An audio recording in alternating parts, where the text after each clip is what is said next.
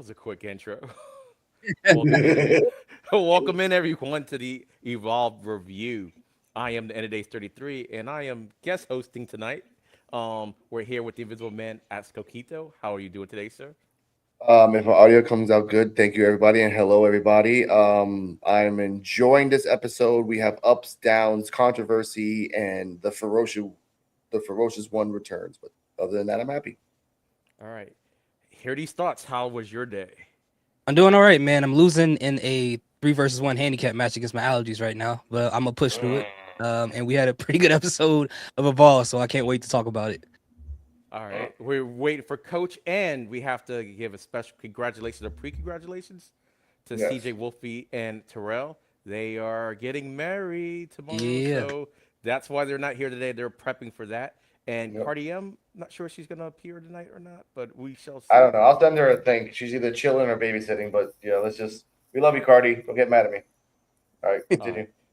All right. Well, we're gonna start with the first segment. The show opens up, kind of a cold open with Starboy gives his promo. I'm not as good as going through the play-by-play like everybody else, but here are these thoughts. What did you think about Starboy and the fiasco that happened during his promo? Yeah, I liked what Starboy had to say. He just had to say something really quick, and seeing seeing him come back, seeing Cameron come back. It's always I don't know why whenever I watch Evolve now and Cameron's not in it, it feels like there's a little dash of something missing. My personal Hmm. opinion. But I'm glad that he was back. We saw him jump the other two, and shout out to Cameron bringing back the airbrush T-shirts. I haven't seen one of those since like I love 2004, that. so I'm glad he brought that back. Shout out to him. All right. Visible Man, what was your thoughts? Um, First off, every time he pops up somewhere, it feels like he's coming from another dimension, and he just killed a whole bunch of warriors. And by the way, he's wearing a beautiful flower shirt. But I was like, damn, this guy is ready. And EOD said in the Evolve effect, this guy has something. He has an aura. He has something special that's like it brings it. He was calling himself the Denim Dragon, but there was no denim on him. And then No. when we get to what the next segment is, it was a good promo, first ever for him. They're giving him a lot of confidence to let him do that in the first minute of the show. That's not bad. Yeah. Yeah, for me, like I said, like on the Evolve effect earlier, whatever it is, I don't know what it is that he has, but he definitely has it, whatever it is. I did like the promo. Didn't realize he was. I thought maybe he just was looked a lot younger than what he was, but turns out he's been training since what 12 years old. I think 12 years old. Shotzi saying that she remembers Yep. when he was Dakota 12. I was Kai. like, yeah, Hmm. I was like, wow, that is crazy. Um, but I did like the promo and the fact that he opened up the show. It was a cold open. He opened up, and I think they have a lot of confidence in him. He was on NXT the night before. You know, we we have a weird time loop thing Yeah. going on with Evolve in NXT. But then, as he was finishing his promo, basically saying he's the Denim Dragon, which is kind of I don't know. It sounds weird on the outside, but when he says it, it's kind of cool. And then it Yeah. just kind of pans away NXT backstage style into the beatdown of Luca Crucifino and Tate Wilder by Cam and Harley Riggins. And y'all always say that they remind me of Disney villains, and I'm like, I have to agree. It's like Yes. they're just great together. And so obviously because of this beatdown, doesn't look like they're going to be able to compete tonight as advertised. So after that, off to the very first match of Tristan Angels and Romeo. I always mess up his name. Moreno. I Moreno. always Yeah, want you to say got it right. I always want to say Morano. That's why I have to force myself Moreno. Um, so Visible Man, because I know you're better with the play-by-play. Give us Okay. your thoughts on the match, and if you want to break it Um. down, you can break it down. Okay, I can break it down. This match was based off Romeo Moreno jumping on on ropes to do things, and 2 out of 6 times it works. Tristan was very joint manipulation, throwing him on the ground. They were doing a lot of setups, but it never led up to anything. Ultimately, after the sixth time that Romeo tried to jump on the ropes, Tristan took him down. He hit his head on the steps. He threw him inside, and he did a variation of a curb stomp with his knee. And I loved Romeo selling this. I went back and watched it again. Romeo sold it like if he was being planted into the ground, like straight up scorpion himself for the 1-2-3. It was, for me, looking back at it now, this was Tristan's showcase, and Romeo's like, thank you. The guy that jobs a lot back in the 90s would be proud, in my opinion. But B match. B match. All right. I hear these thoughts. What's your take? Yeah, I agree with everything Alex just said. Like I really did like this match. They were kind of even for the most part. That was it, but it also felt like it didn't get past like a certain gear. Like it was like trying to get to that point, but they were kind of avoiding it. But I did like that they got to a point where they showed who was the heel and who was the baby face, because I felt like we weren't getting that yet until we got that spot where Romeo got his face planted into the steel steps. And just like Alex said, with that finisher, I thought that was pretty cool, and Angels look like he could be a huge star. He really does. Yeah, for me, I didn't think about it this way, but yeah, this was kind of a Tristan showcase because Hmm. I was saying on the Evolve Effect that this wasn't a squash match, but whatever level is right above a squash match, that's what this was because Tristan Angel was beating this man down for most of the match. Yeah, Um, and Moreno, Mhm. he does have like as Coach was saying earlier, also this babyface quality. When he was getting beat down so badly, I was actually rooting for him to to actually end up winning this match. Like, okay, maybe you might be able to pull up some kind of way because most of his moveset seem to be doing something off the ropes and everything. And Mhm. like the Invisible Man said, 2 out of 6 times it probably works. But yeah, Tristan Angel was just he was super impressive to me. And it might be because I just saw him on Triple A over the weekend because he was in a 6-man tag over there. But hmm, I'm like, he's really good. He's really good. And it's not saying Moreno was bad. He was doing the job that he was dealt um, to do. But I'm like, man, this is almost a squash match. Like think of it like an extremely long squash match, but it wasn't quite a squash because he had some offense and it was yeah, long. So for me, I give the whole thing a B because it did what it was supposed to do, in my opinion. And I think we'll see better things out of Morano later. Morano, sorry. I Yeah. want to say, I don't know why I want to say it the other way. But yeah, so it's like, it was a B for me. Okay. So let's see. Next, we're going to go to a segment, and it's everybody's favorite on the channel. All Well, right. I'll set it up first before the guy Oh, walks in. We had Santi Rivera and a newly mint Jakari Ball, who don't remember that's McNair and everything name change. I was kind of short. I got a slight warning by the Invisible Man while we were watching it live that there was gonna be a name change for somebody. So they're in the back or whatever, and they realized how big Santi was. So of course, if you have two big ripped guys, who else is the big ripped guy on Evolve? Ed Scout makes an appearance in the locker room. So he went ahead and told him about. I guess they're going to do some chesty best day. You look the part, but now you have to be in mint condition all the time. Blah blah blah. That kind of stuff. Hear these thoughts. What do you think about this little segment and the potential of maybe something more coming out of this? yeah. I like it. I mean, Isgal, he's the person who have a lot of respect for people who's in shape, just like he did with what's the guy's name last week with all the tattoos on his back. That he Dorian. wrestled. Dukes. Van Dorian. Dukes. Van Dorian. Dukes, Van yeah, Dukes. Van Dukes. Yeah. Austin Aries, yeah. He whenever he sees somebody that's like that, that's shredded, he has a whole lot of respect for them and the way he approaches these guys and just like taking them under his wing. I think this is gonna be very interesting to see what they do with these two guys, especially for Itzgal. I like it. Okay. Visible Man. What are your thoughts? Now, before I even say anything, the button must be pressed. If you're not tan and jacked and ready to attack, or if you are weak and pale and ready to fail, then this is not the place for you, cause it's time for the start on meter with its God.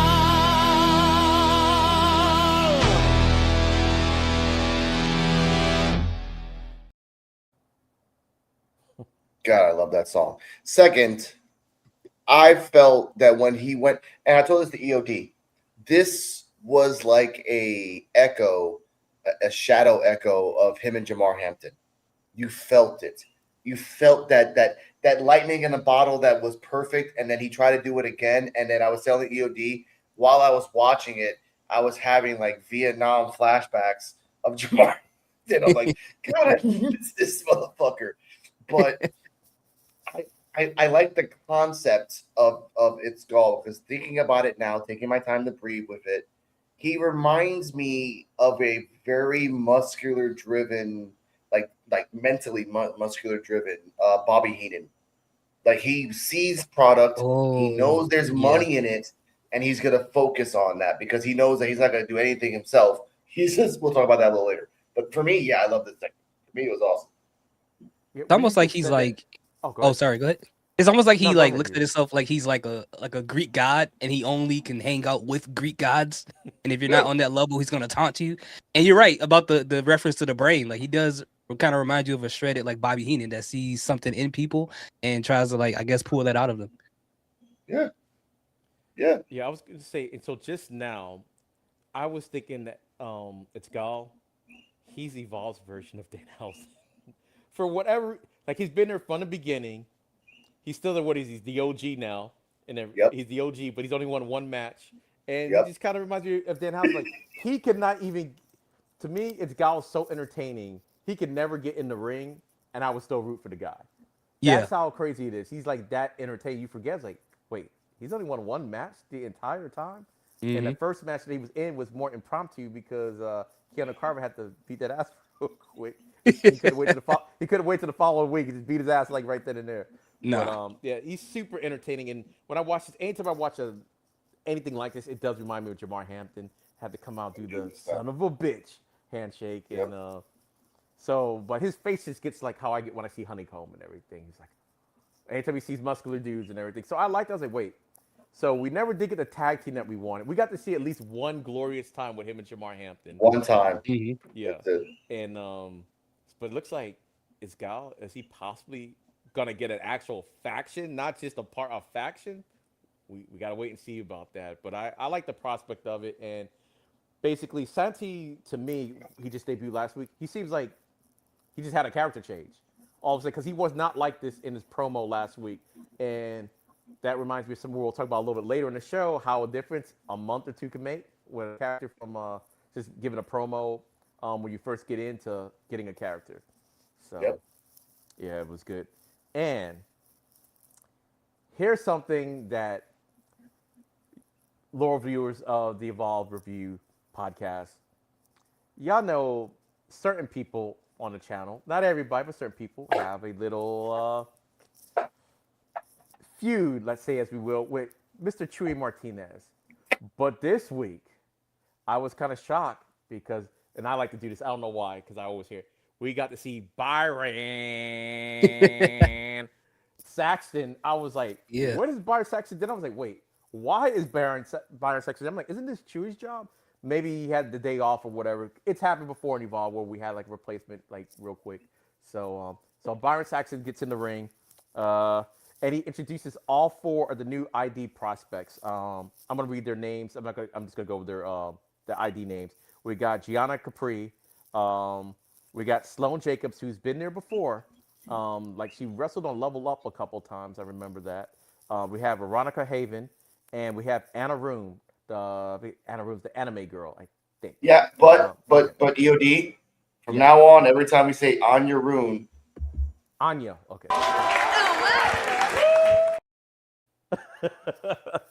Yeah, that was a part of her entrance. So they basically gave the same spiel that every new ID prospect comes in and gives, and it is what it is and everything. I don't judge anybody from the very first initial interview that they give, because they all seem to be about the same, and I kind of like it about the same. And then later on, they blossom. So again, Alex, what did you think of this whole segment and the fact that this is especially for you, and the fact that who was conducting the interview? first off, Byron being that dorky guy that has always been a dork for the last 12, 13 years, sure. Like, we said this before. And when this guy left and Mike Rome came in, I'm like, I wonder who else came in. Like, Byron Saxton can come down here. Like, he's not that important anymore. So that's fine with me. And sure enough, I guess someone in Evolve heard us.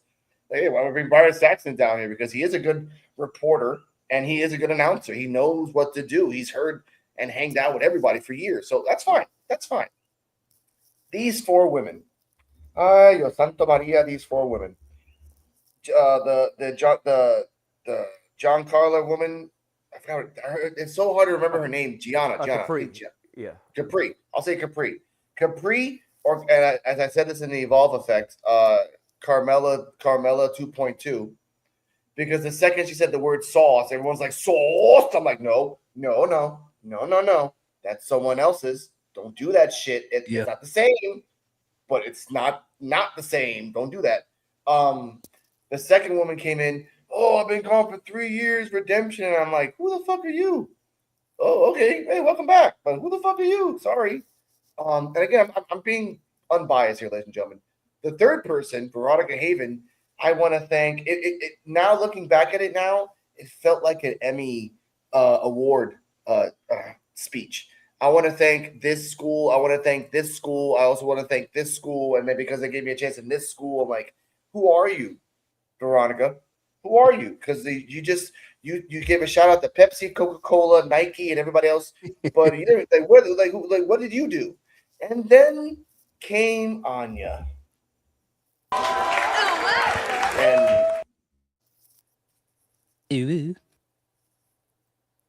ladies and gentlemen, she's gotten flack because her promo started with, I'm your favorite anime girl that just came out of a manga panel. Everyone's shitting on her. Oh, fuck that shit. Show the clip. No, that was a promo. The woo thing, you can tell EOD. He can tell you this. Like when I heard this the first time, I'm like, no, I'm about to put her ass on the unwanted list. I'm real quick. However, understanding her character and seeing the show again the second time, and like, this is her. She's an anime character. She's an American anime character. In Japan, they got those out the ass. It's literally a woman with a giant hammer. And she fought a panda. Yeah, I saw that. You saw that too. That was actually a cool ass match. But that's what I mean. Like in Japan, they got that in buckets. But here, we only have one, and now it's her. So good for her. Anyone else that's hating on her because of that one line that she said, EOD said this best. When the guys came in the first time, they sucked ass. Like, suck. Even Mike Cunningham, who now, we'll talk about him later, is a refined diamond. Took him a few months, but he got there eventually. So good for him. But that's my thoughts on that, EOD. All right. Hitty's thoughts? Yeah, it was really interesting. Because I'm really familiar with 3 out of 4 of them. The first lady, Capri, that's what her name was. What's her name? Gianna Capri. Gianna Capri, yeah. Like I agree. When the people said sauce, I was like, oh, she's gonna wear leopard shoes and moonwalk when she walks in, going backwards with the with big cast. But for the other 3, I'm familiar with Sloan. When I saw Sloan there, we'll talk about this later. I already knew something was going to happen when I saw her. I'm like, okay, this already told us what's about to happen. And then we saw the other girl. Her name is something different now. Her name was Fallon Gray, the one that was like thanking everybody in the school, whatever. I'm familiar with her work, and I'm familiar with Haven now, Veronica Haven. Yeah, Veronica Haven. Okay, and I'm familiar with Anya Rune, which her name before was Erica Demia. Every good to me, yeah.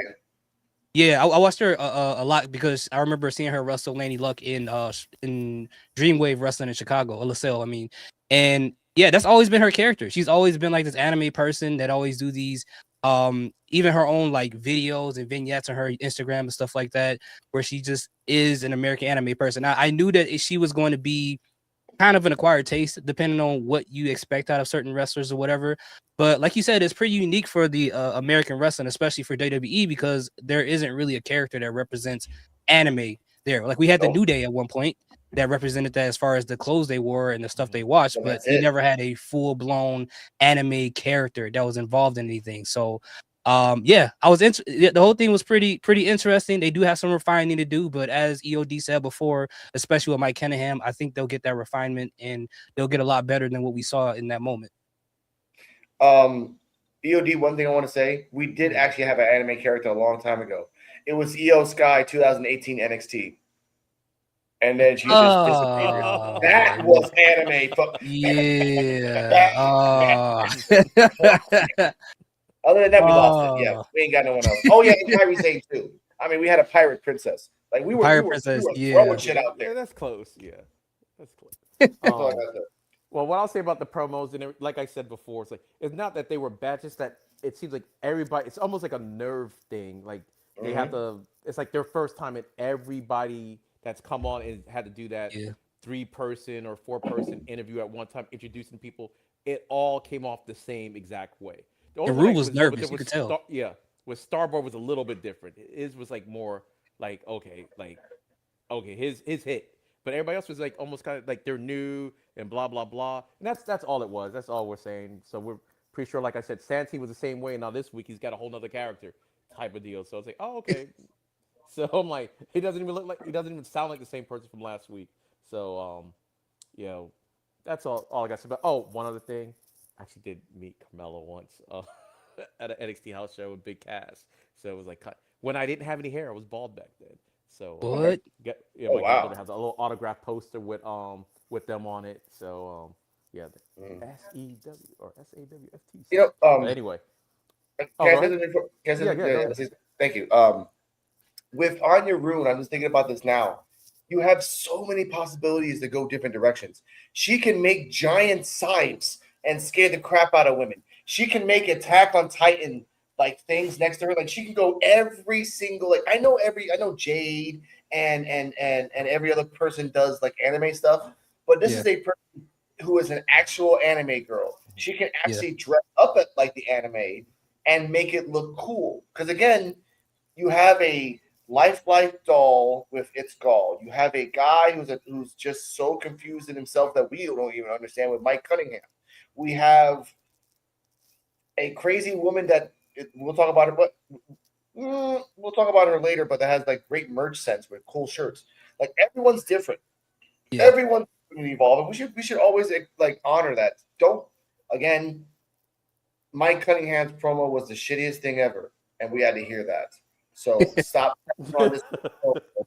It was. It was.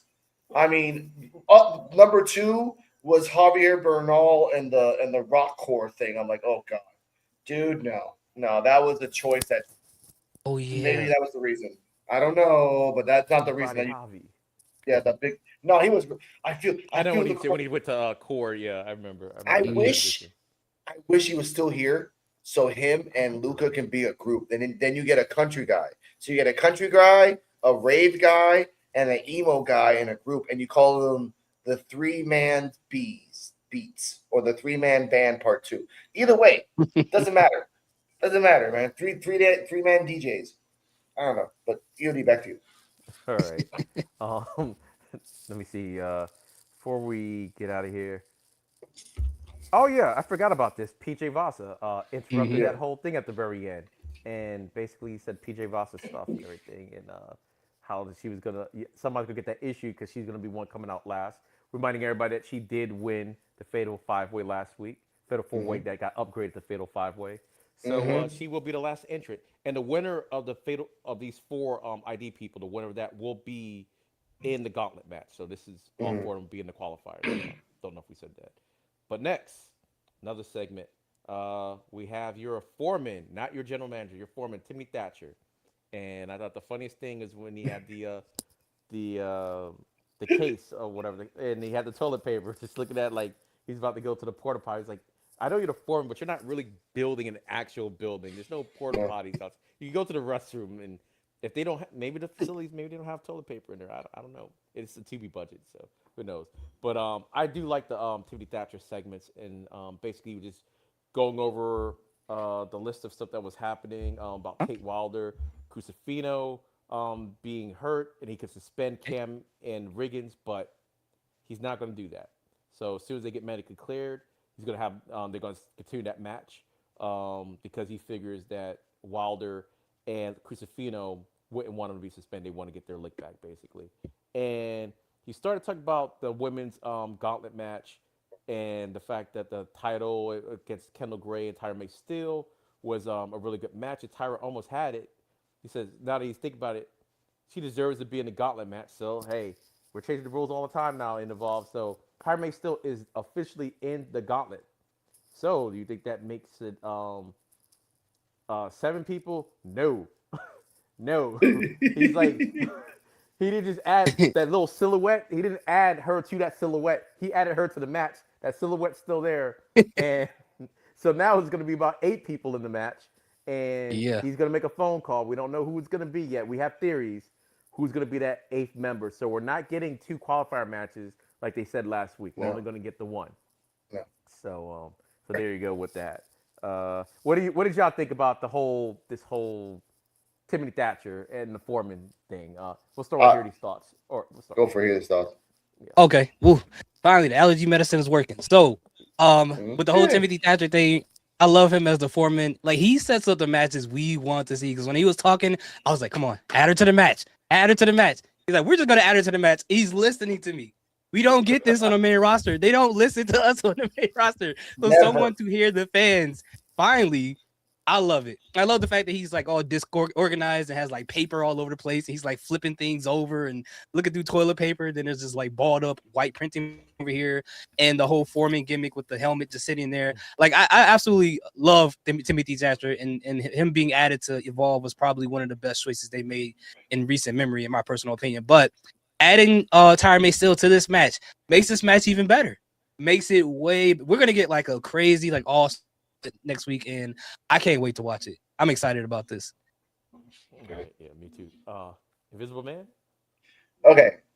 There's another detail that we forgot to say. Like before the toilet paper, he had a can of chunky soup and he just put it away because oh, that's my lunch. And that also made me think, I'm like, dude, you have catering.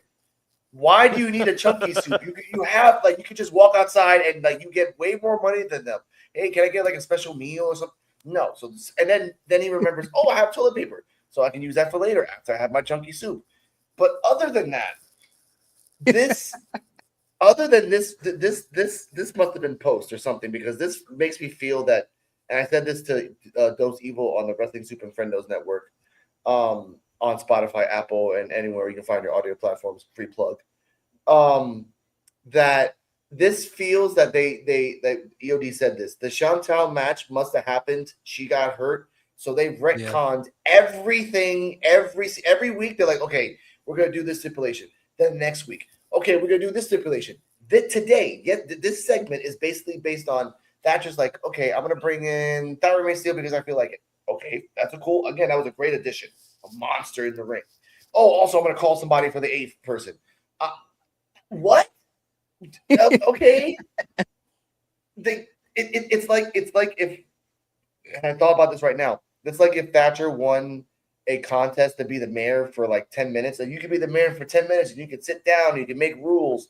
He made 85 rules in less than 5 minutes, and they're all convoluted and they're all connected in some weird way. That's what he did. I'm not mad at it, but I'm pissed because that's true.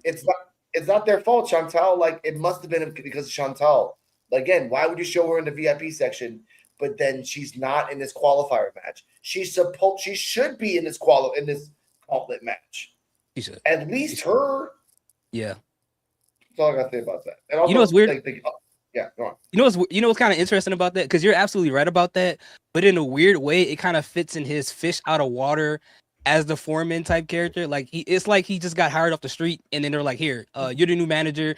You got to just do these things and just figure it out." And he's like in there just like doing the most random stuff and trying his hardest to please the fans while at the same time breaking all the rules and making rules at the same time. So it's all just it's all very interesting. And by the way, the PJ Vasa, when she came out and she said, you're gonna come get this issue, I'm like, PJ, you gotta wait till next week and to the end of the gauntlet. So no one's gonna get that issue until later on next week. So you gotta hold off on it.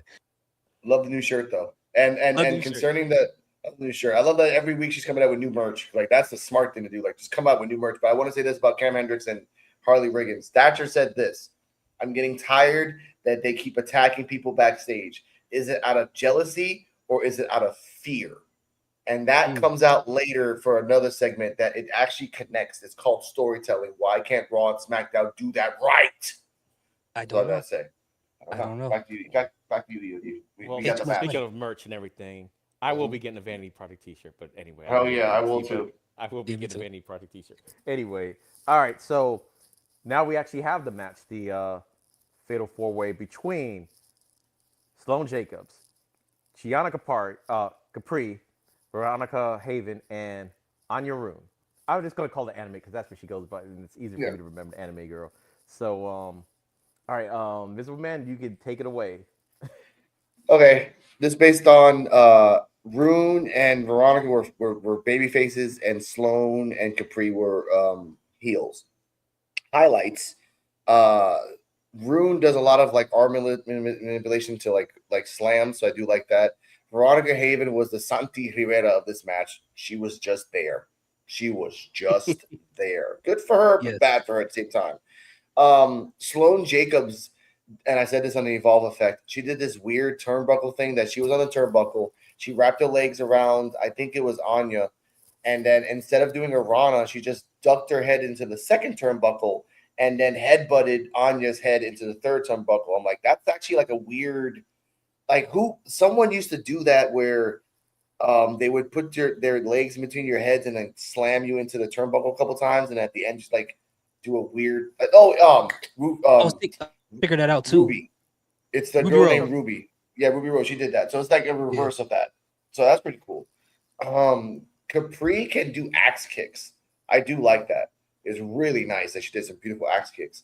In the end, she Sloane Jacobs won because she did a submission. I know it's a submission that a highlighted wrestler does, but I forgot who the fuck it is.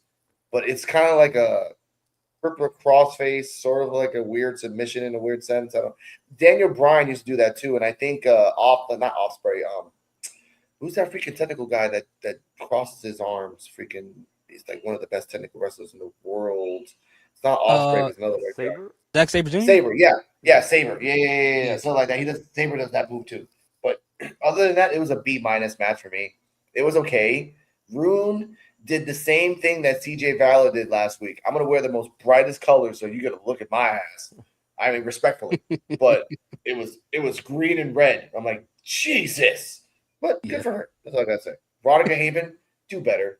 Do better. Come on, man. Come on. All right, hear these thoughts. Yeah, I agree with everything that Alex said. I mean, it felt like when you watched it, it just felt like they were just trying to figure things out while they're in the match. It was like I mean, they haven't really wrestled each other outside of like Fallon Gray and Erica Demia, but you can tell that they've never wrestled each other before because it felt awkward in some moments. Like they didn't know what they wanted to do next. It was really weird. But I kind of knew, like I said earlier, with the promo with when Sloane was there, I was like, okay, she's back. They're gonna give her the match, and that's exactly what happened at the end, which I'm not mad about. But I feel like this Fatal 4-Way match could have been a little bit better, given what I've seen some of these women done in the independent scene. But hey, they'll have another chance to do better. It wasn't terrible, but I've seen some of these women do a lot better than they did in this match. Yeah. For me, it was an okay match. I think the problem with the match to me was like since they were all new, like it's already hard enough to keep up with a triple threat match with people that are brand new altogether. So four at the same time, I'm still trying to. Sorry, apologies, ladies. I will get it in about 2 weeks and everything. By seeing you enough, trust me, we had to do this with everybody on Evolve at one point. Just keeping up who was who. That was the thing that was the only thing. I did think that Sloane was going to end up winning only because she was there before. So I think it kind of made sense. So I wasn't surprised. But I mean, really anybody could have won. But except for who was the one that was not really that was just kind of there. Veronica. Okay, Haven. Okay, yeah. Like sometimes that's got to happen to showcase everybody else. It's got to be somebody that that was Santee last week when Starboy was just tearing the house down. So yeah, it was a okay match, and to me, it's like okay, it's the first outing just to get your feet wet, just so we can see who you are, some of the moves that you have. So I was okay with it, but that's not the end, ladies and gentlemen, because as there was a man likes to dub her, it's not Callie Armstrong. We got Karen Armstrong that came out there and was just mad for no reason. Laid waste to everybody. Just laid waste. And then Sloane, you did say it earlier. Basically, she had plenty of time to escape. Yes. And she just stood in the ring and everything was like, and Callie was like, "Are you crazy?" And I'm the difference maker, blah blah blah, all that good stuff. And we forgot to mention in the VIP section that Laney Luck was there and Nikita Lyons was in the VIP section. So Laney Luck came out and she wanted a piece of Callie Armstrong, and I was like the Friday meme, like damn, because I'm Yeah. like, Laney, I'm like the little fight that she's starting to show now, so make it seem like she's supposed to be in that gauntlet match because we know her as the ID champion, but they don't ever mention it. So if you didn't know, you didn't know.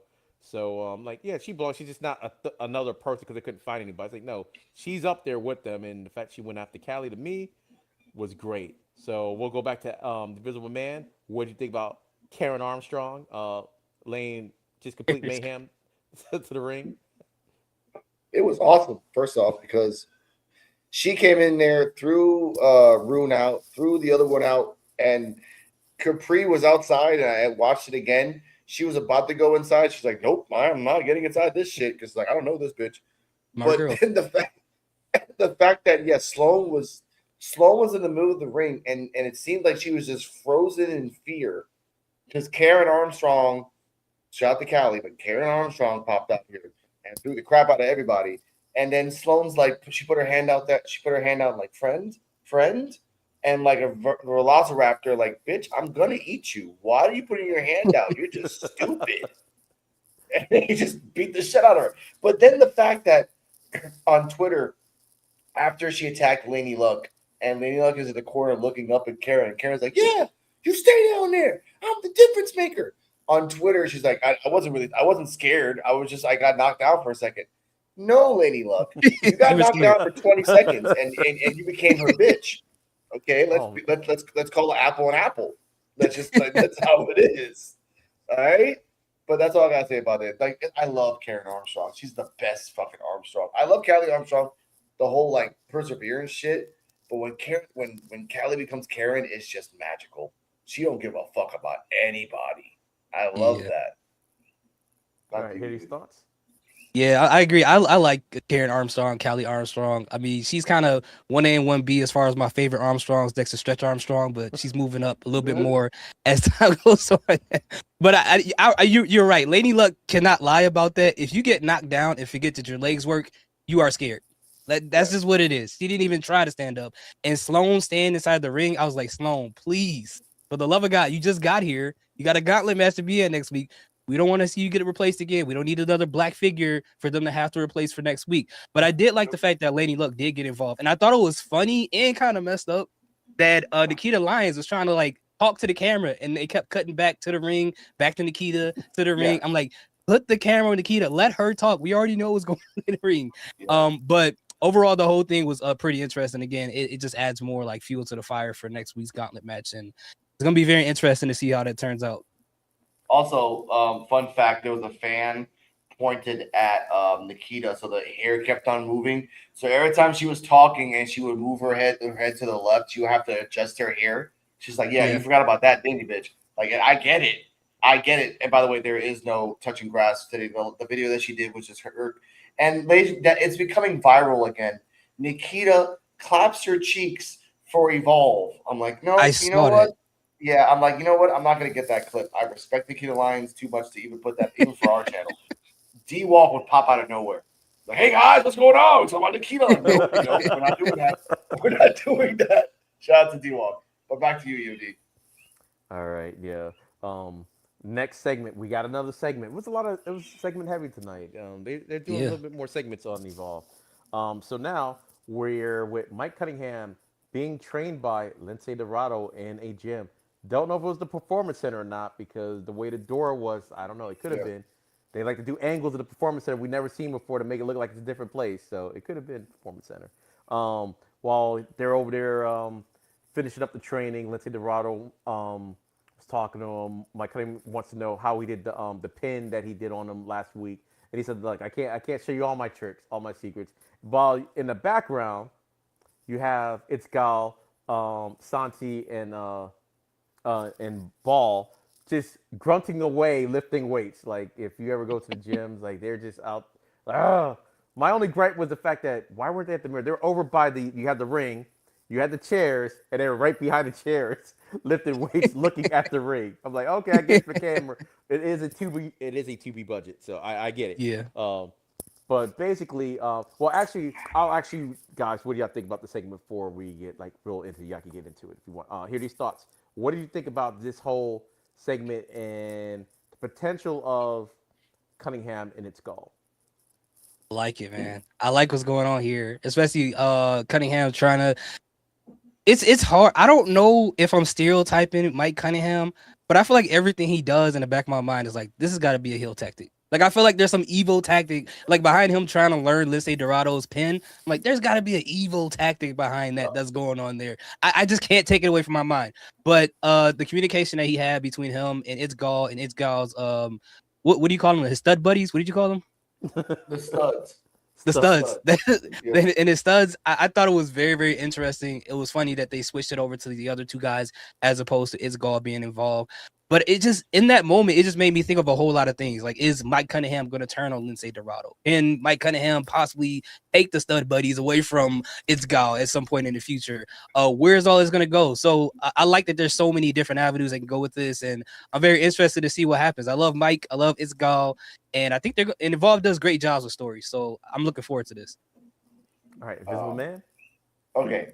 These are details that I saw after watching this the second time, ladies and gentlemen, just for audio clips. But for the fact I love little like Easter eggs. Mike Cunningham did the jumping over the ropes 100 times, supposedly, right? Mm-hmm. With his sunglasses on. Once he starts talking to Lindsay Dorado, he takes his sunglasses off. He actually says sunglasses off, but in a whisper tone. So you can't like he mouths it like I'm like motherfucker. But the fact that It's Gall, like when Mike Cunningham told It's Gall, like, you know what, It's Gall with Main Man Energy, It's Gall's like, oh my god, what is this guy? Because It's Gall must have been around him a couple times, like, all right, I don't want to hear this shit. How about you and I get a tag match? And It's Gall's like, you know what? How about these two guys do it for me instead? I'm like, you son of a bitch. That's why I call him the Bobby Heenan. Is like, I am not getting involved in this. My cohorts are going to do it for me. And I love that Jakari Ball, Jaquan McNair, which, by the way, I forgot to say this. He's called Jakari Ball here in Evolve. As of April 16th in WrestleMania weekend, he is still called Jaquan McNair. So what are we gonna do there, ladies and anyway? And also Mr. Jakari Ball, before they walk away, he puts his hand on his chest, gets a glob of sweat, and then spits it on Lindsay's mask and walks away. I'm like, yes. That tells you that he's a dick. Like, and again, this is when I was watching this fucking Vietnam flashbacks of him and fucking Jamar Hampton just pumping up and I'm like, oh my god, this is not the same. You get 2 for 1. You can't get Jamar Hampton, so you have to get 2 guys to like. It's not the same. It's not. You can put 1,000 guys. It's not. Mm-hmm. It doesn't. That's not. No. I'm sad. Keep it going, Yodi. All right. It's ironic because I believe just last week I was saying, you know who will be a great partner for It's Gal? Mike Cunningham. And now we have Mike Cunningham and It's Gal in a feud.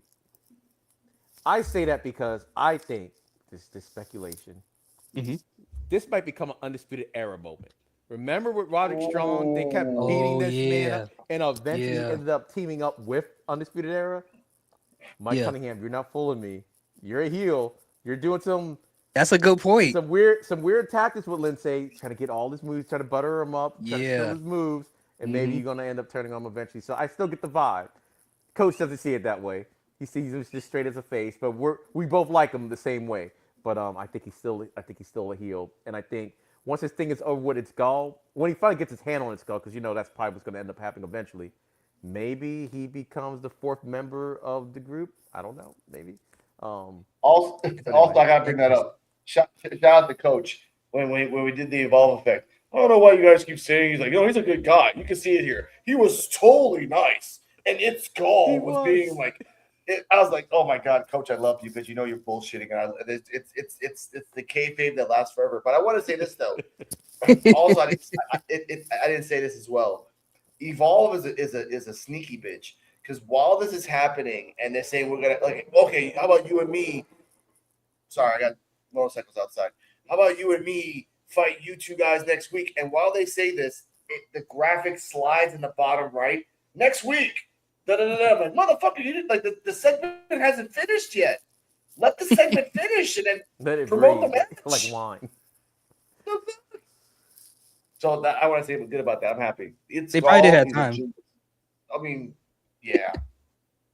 That's probably why they were standing so close to the ring, because the cameraman, they didn't have time enough for the cameraman to run to the other side of the room. So they like stand as close to here as possible. So the cameraman doesn't have to turn as much. We need all 0.5 seconds. When you're looking at what you always kind of looking in the mirror, if possible. So I'm like, why are they standing next to the chairs? I'm like, TV budget, got to get it all in one shot. We only got one take. So like, can you imagine like practicing in the ring and there's just a bunch of buff men like doing curls, staring at you while you grunting super loud. Yeah. And you know what? That would have been funny if like it's Gall like in take 3 is just staring dead eyed at Mike Cunningham while doing curls, and Mike is like, stop staring at me. But no, man, it's Gall, it's Gall, it's Gall. You know, like he's getting deeper and deeper. Like, no, stop, cut. Wait a minute. Gall. It's Gall. But yeah, I did like it was a little slick how it's Gall did, like y'all said, Mike Cunningham tried to set up a match with him. Basically a partner of your choice. And he's like, you know what? It's gonna be these two. It's not gonna be me at all. It's gonna be these two. So I did like that. But anyway, we'll get to the next segment. And like I said, it was a segment. So we cut back to Aaron Rourke getting ready for his match. Where he stole Blake Monroe's mirror. Yeah, he took Blake Monroe's mirror. And who do we see back there? Cam and Riggins, the bullies, the Evolved bullies, just waiting for Aaron Rourke. And Aaron Rourke was not having it whatsoever. He came up there, looked at them like, what are you going to do? Basically, what are you going to do? You going to come and jump me? I don't think so. Because why? Because I'm the Evolved champion. And laid into their asses. And then the funny thing to me, the second funniest thing he does is the hair flip. He didn't do that last night, but because he has no hair, so when he does the hair flip, it's funny to me. So this time, instead of doing the hair flip, he has like a long robe that's almost like a cape. And when he walked out, he kind of just spun the cape on them and walked away. I thought that was so cool. But I don't know. I like Aaron Rourke. Visible Man, what did you think of this whole segment and the new Aaron Rourke? Oh, I like that Aaron Rourke, looking at this now, reminds me of Kendall Gray. Like, bitch, I will fight you right here, right now, anytime, any place. And the fact that he got mad because when they passed by, like, oh yeah, I'll be getting dressed up. Oh, pretty boy. He's like, what you call me? I'm like, you are dressing up like a pretty boy, Aaron Rourke. I don't know why you're getting mad at that, but these guys are dicks, so I get that point. And when he went up right to Riggins' face, right to his face, like, you gonna do anything? No. That's the difference because I'm like, you got balls. And I love that Cam is dead-eyed looking at him and just like drilling a hole in his face. Aaron Rourke don't give a fuck. Like, nope. I don't care. You know what? I'm out of here. Deuces. And when Harley Riggs says he's feisty, boy, you have no idea. And this is somebody that you think you creepy, Harley?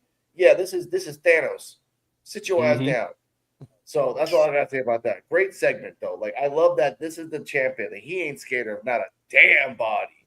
And he shouldn't be, except for one that we'll talk about later, Mr. Button Chops. But should he? Anyway, hear these thoughts. Yeah, I like Aaron Rourke. I like how feisty he is, and yeah, he did have the Blake Monroe mirror, and maybe when they called him a pretty boy, maybe that was a nickname that Jackson Drake can only say. He's like, "What you said? What? That's not. No, we're not like that, okay?" And the way that they kind of backed up off of him a little bit, they're like, he's a little feisty. I'm like, does Aaron Rourke have a gun? Because the way that they were reacting, they weren't like that with Tate Wilder and Luca Crespino. They looked at him like, we don't want no problems. Stay cool, be cool. It's something about Aaron Rourke. I don't know what it is about people from Glitter City, but it's some stuff that go on out there that we don't know about, and we probably shouldn't. But I like this. I like Aaron Rourke. He's an amazing champion. I love how feisty he is. I love how this charismatic he is. I like him as champion. I do too. Yeah. And the fact that like Cam and Riggins, like you said, they did jump Tate Wilder. There's still 2-on-1. and they were kind of hesitant and like, do we really want these problems right now? It's like, I'm yeah, they saying. kind of laughed it off, but they were kind of like, I don't think I want these problems right now. So Aaron I Work did brought like But something that. in there. I'm telling you. but it circles back to what Thatcher said. Are they attacking people out of jealousy or out of Or fear? fear. Hmm. And they were scared of Yeah, fucking they Aaron were Rourke. kind I of don't give a shit what scared. they want to say. Maybe he was packing. I don't know. But He yeah, probably they were was. definitely scared. Or it could have been a hate All right. crime too if they jumped him. So they probably would have got fired. Yeah, that would have. Yeah, he's right though. He's right. Laugh That it up. is He's right true. though. That is You true. got to be careful. He called a pretty boy and walked away, and then the pretty boy went up to his face. He's like, "If I touch him right now, it's a hate crime." Yeah, Like it's a he's hate just, it's I gotta back up, and he's feisty. All right, I respect that, but anyway, dude. All right. This leads us to the main event of the evening with Chad Starboy Hall versus Aaron Warwick for the Evolve Championship. And Invisible Man, give us All our right. play-by-play. I hope my audio comes out great. All right, this match, Byron Saxton for one fall from Sparkle City, South Carolina. Aaron Rourke from California, Starboy. This match was based on counters galore, ladies and gentlemen. At one point, I'll try to tell you a sequence. At one point, Mr. Starboy was on the turnbuckle. No, I'm sorry. Mr. Aaron Rourke had Starboy on the Death Rally driver position. Starboy counters into a Rana. Aaron Rourke counters that counter into a jumping front flip, and then counters that into another thing, which turns him, throws Starboys into the corner for him to do the Meteora. This whole match was based on whatever you can do, I can do better. But Aaron Rourke was being a little cocky. After he did the handstand into the double knees of the Starboy, he shook off he dusted off his knees. He's like, oh, I'm having fun here. And even the people, and even Peter Rosenberg and Blake Howard's like, is that wise to do that? Like, if Starboy wins, it will break the internet at that moment. And it's true. Starboy, a guy who just came in, who just debuted in NXT and lost to, which there's a running joke. Someone on Twitter said this. In Evolve, we have Nikki Blackheart, we have Laney Luck, we have all these new prospects, we have all the new guy prospects.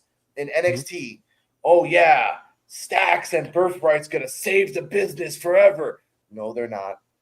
No, they're not. Sorry. I was like, I laughed my ass off when I saw that Twitter joke. I'm like, yeah. And shout out to Joe BNCO. We got another comment here because he's gonna say something I'm gonna get in trouble with. If we get a hardcore match with Aaron Rourke and he wins with knocking someone out with a, would that still be a PG-13? I'm not saying that word. No. And I feel like Starboy farts pixie dust. Okay, all right. First off, Joe, go watch the match between Starboy and Aaron Rourke, please. Thank you. It was a good match. It was an indie match. In the end, Mr. Aaron Rourke did a DVD into an Oshigoroshi driver. It wasn't even an Oshigoroshi. It was an Oshigoroshi driver Yes. into the Molly Grounds, into the what Blake Howard calls the Molly Grounds, but we call it the Over the Rainbow. Before that even happened, Mr. Starboy did a Sasuke special, not once but twice. And I love Blake Howard's turning into Excalibur, calling everything by the appropriate names, Japanese or otherwise. Also, I just remembered, Mr. Aaron Rourke did a full Nelson in a wheelbarrow position. I've never seen that before. When That he was was giving crazy. him the full, that was kind of cool. I'm like, oh shit, I've never seen that before. Joe, check it out, Joe. And in the end, over the rainbow, mollying around for the 1, 2, 3. But this time he wasn't like, when he does the over the rainbow, he's really sloppy and kind of lands on their body. This one was like, one, spin around, 1, 2, 3, and he gave a Vogue pose while holding the legs. He did. 1, 2, 3. I'm like, Vogue. And he won. So I'm like, Starboy. A little razzle dazzle. He did a razzle dazzle. Starboy was the king of Pele kicks, of the counter Pele kicks, the counter backflip Pele kicks. But Aaron Rourke, hey, you trained for 12 years, Starboy. I respect it. But Aaron Rourke's like, yes. A plus for me. A plus match. Loved it. All right, hear these thoughts?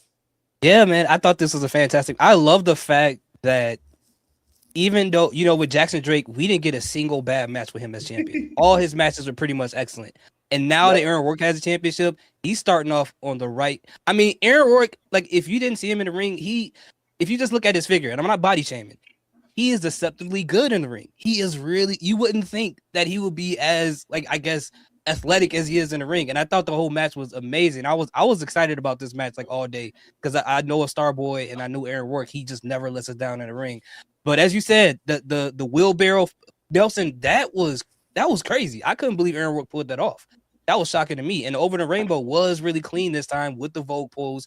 And at one point in time, we saw unfortunately Alabama sitting in the VIP section yelling at I Aaron keep Rourke. forgetting him.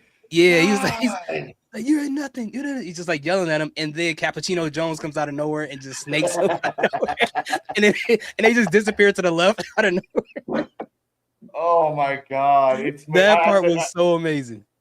Oh my God! I gotta say, give me a second, EOD. First off, when I saw EOD, when I saw Jensen get attacked by Cappuccino, all I heard is not the saxophones, was Big Pun's "Beware" song. Bang, bang! He just came out of nowhere, motherfucker, on a motherfucking street. So I did love that. And by the way, Chantal's mom was there, and she was pro Starboy. And she was like, yeah, she's always there in the corner sitting down. Like when Chantal was in the VIP section last week, she was talking to her mom. That's the one on the right. There's two kids. That's not her kids, but there was two kids on the right. While Jensen was getting beat up, the kid was encouraging to jump into the fight, but at the same time telling Cappuccino to beat him up more. Like, yeah, beat him up, yeah. I'm like, this kid's a monster. Hell yeah, we got a little Brody Jr. here. This is awesome. But Jensen said, "You're not a real champion. You're a coward. You're just a coward." I'm like, why are you calling him a coward? It's coming back for later, but like, we got to remember that. Back to you, EOD. And Brooks, if he has the title, he is the champion. I don't care what you say about that. I mean, whether you like it or not, he is the champion. But I will just say really quick before we go back to EOD, I love the Evolve crowd. They are amazing. That crowd, even during the women giving their everything, just kind of chime-ins and everything. I love that crowd. They're amazing. I love them too. It's awesome. Yeah, let me see this match. Yeah, the match was made for me too. Like, they actually did say something on commentary, which I didn't realize. Aaron Rourke actually has gotten in better shape because when you look at him, he doesn't look like he's as athletic. Then when they said, I'm like, yeah, he does look a little bit more toned and everything now. But that is true. The way that the counters, they were doing counters left to right, I was like, he can do all that stuff because we know he can do stuff off the top ropes and everything. But I'm like, the way they were countering each other, I was like, oh my God. I'm like, yeah, he's really good. Really good. It's Starboy, like I said before, there's something about Starboy that's he's got it. He's got something. It's only sad the fact that, you know, a lot of people like the bigger wrestlers and stuff like that, and he's like kind of small, so who knows and everything. Maybe they make Rey Mysterio. He's not that small, but I'm just saying. No, he's not like small, 6'5" or nothing like that. He is small. He's the same. He's the same height as Rey Mysterio by 2 inches. That's it. He's only off by 2 inches. So he's young. When you're that short, it makes a difference. Yeah, but I want to answer coaches, not coaches. Joe Biancio. He said this. Cappuccino Jones should be a champion. If not, let him go so he can have a better career. Now, first off, he's not PC. He's ID, so he's in the Indies. He was doing shit before he came in. Second, Joe, and he loves NXT Black and Gold just like I do. They're doing this to NXT Black and Gold time. They're slowly doing the storyline, so when they get there, they will get there. Just like main man Mike Cunningham. I didn't say this, but in the tag match, which is going to happen next week, I said this to EOD on the Evolve Effect on the Wrestling Super Friendos on anything on audio platforms. That there might be a point in the match where Mike Cunningham tries to copy the Dorado's move, the one that beat him, but does it wrong, and the wrestler wins against Cunningham because he tried to do it, or he actually does the move better than Dorado. He's like, oh, I just wanted to learn from you, but I figured it out like a fucking Saiyan. And that's the scary part. That if he figures it out before you teach him, and the next time you have a match, it's going to set it up, unless you're going to be cheating. But that's what I want to say about Joe. I love you, Joe. And here we go. But I missed the Black and Gold era. I do. Oh, my God. It was amazing. But Evolve, Yeah, but Evolve is turning into the black and gold because they're doing storyline with where are you, Invisible Man? You're developing film. First off, I have a purple light, and that's not my fault. I'm poor. Second, let's not worry about me. Let's not worry about me. But I for Cappuccino Jones, again, Cappuccino Jones, Mike Cunningham, and Aaron Work. We've said this every week. They're connecting, and it's going to connect for the long run, and I love that. But this match was fucking awesome. And this is again, like as Hear These Thoughts said, this is the second match. Only the second match he's had by himself. So, but I mean, as a champion. And by the way, in commentary, Rosenberg said that he talked to Jackson Drake after the match, and he had so much. And Jackson Drake said that he had so much respect for Aaron Bork and for the match, and he had no hate. It was, and that was something that should have been said out more. Like, even the guy who was the ultimate dick said, yeah, I respect this guy. And that's credibility for the champion. And I love that. Joe, BNCO. They got to study that. There's got to be something to the formula of having a 1 hour show that kind of makes everything very cohesive. Whether it's NXT or Evolve. Like, there's something there. Yeah, they're doing, I think they're doing a good job with the whole show as because like we had the new people, we got a lot of segments all of a sudden now, and I like it. It feels like it's not retooled only because people got called up, so we got new people got to fill in. And accidents. But Starboy. Oh, by the way, it was an A match. That match was crazy. Wow. It was incredible. And Starboy, hey, we might have the next one up already. Like, we were thinking it might be a Cappuccino because he's been there. Maybe Mike Cunningham eyeing that title a little bit. But Starboy just kind of came in there and just captivating, unless NXT just snatches him up. Like they Don't put that out there. Don't put that out there, EOD. Don't put that out there because you know they're taking away from us. They win. Yeah, they want to, bro. They just want to take them. I like that one, too. Let me get that one. Oh, by the way, we almost forgot about it again. Dorian Van Dutch will have a match next week. We keep forgetting. No, I didn't forget because we still have one more segment, so I was going to mention it. Okay, thank you. Gotcha. We're breezing tonight. An hour, because there's no crazy things and there's no like hate for Dante Chen and Coach didn't really say anything. You're right. You're Coach right. is crazy. That's Coach is hilarious. Not here today. All right. But yeah, Dorian Van Dukes is gonna he'll be on the show next week, and he was also in AAA over the weekend. Mm-hmm. He made an appearance at NXT. They're trying to sprinkle these guys out. Motherfuckers making money. Yeah, see that. And for those of you, I can't remember Hear These Thoughts was here at that point. The Chinese John Cena. When I was I did mention that I did see Dorian months ago at a house show, and that was the one. Y'all see this guy? He's like this super built dude who's super athletic. I'm like, I can't wait. I hope he goes on Evolve or NXT, because on that house show they actually had a lot of the people that we're seeing now. Okay. Type of deal. So like, but I couldn't remember his name. I just knew he was from Brussels and stuff. But that was the guy. That was the guy I was talking about. Yeah, okay. That was the guy I was talking about. So okay. Well, Aaron Rourke, he wins his championship. He's celebrating in the ring, and we have the boys again. We got the Disney bullies again. Cam Hendricks and Riggins looking backstage at the monitor, and they're giving Aaron Rourke his props. He's like, yeah, he can fight. He can fight.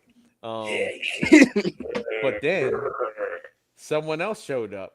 Your forever number one contender, Harlem Lewis, because he's been the number one contender since I think before Christmas, and he's never gotten a shot at the title.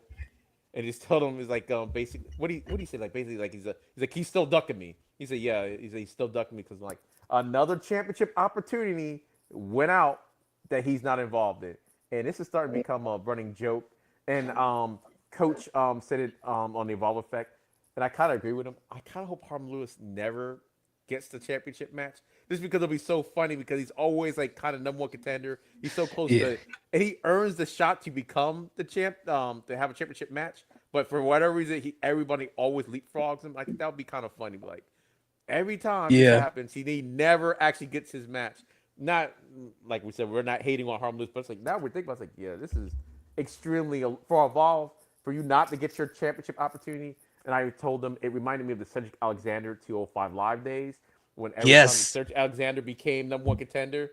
Good point. Something would happen. Someone would get fired. Something crazy would happen. Yeah. And then you could never have the match. You know, have to restart a tournament instead of just like, okay, we'll just have him fight somebody else. It was like that's what it Dude, I kind of forgot reminded me about of. that. Yeah, poor Cedric EOD Alexander. did it. Oh man, 205 Live was super underappreciated. That was It actually was. pretty good. It was. It It was was. really Yeah. a good show that they never advertised. Cody But Nice, all those guys. Yeah. yeah. So here starts. We'll start with you first. What do you think about this last backstage segment?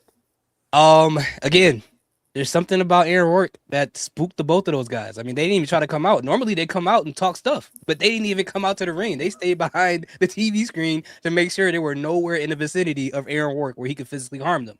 That told us everything we need to know, and he gave them props. So he's like, this case he sees this video, I want him to know that I'm celebrating him. And then the thing with Harlan Lewis, you might be right. It may be interesting with him chasing after it because he keeps getting these opportunities. Even when Cam Hendricks took over the show, he was supposed to get an opportunity from Yeah. then. So like him saying that Aaron Work is ducking him, it's not really Aaron Work. It's just the powers that be don't want you to get that championship. I think he has to just realize that, talk to Nikita Lyons, figure out what kind of bad juju is going on, and get that resolved. And then maybe, just maybe, he can get the title. Technically, for this one, Aaron Warwick was the one that said the winner would get a championship thing. I think he decided that on his own. So I'm like, True. Harlem Yeah, that's true. does got a point. A little bit. But maybe he's You just could- not you even could- thinking about Harlem. He's just you probably know, like, that's true. He's probably not even. It's not even on his brain. I'm like, but maybe he shaves up a little bit. Maybe Aaron Work might, take a liking to him, and give him an opportunity. You just never know. You never know. But yeah. Never know. All right, Invisible Man. You gotta protect it. What is Oh. Joe talking about? Let me get it. We'll wait for him. I guess I'll go. Yeah, I thought this whole, like I said, I thought the whole thing was pretty cool. Also, there is Harmless did respond on social media.